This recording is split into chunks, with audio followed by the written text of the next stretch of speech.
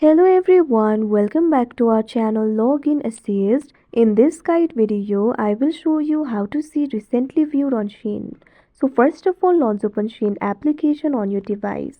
Make sure you're logged into your account. Initially, you'll be led to the shop interface. So if you have recently viewed any item on Shein, you'll be able to see it.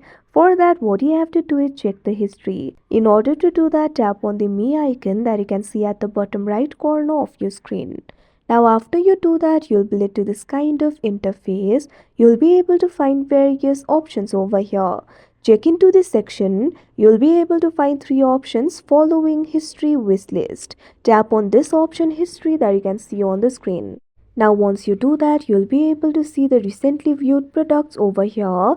You can see up to 1000 products. So like this, you'll be able to see it. So that is how you see recently viewed items on Shein. I hope you found this video helpful. Thank you for watching. Make sure to like, share and subscribe to our channel.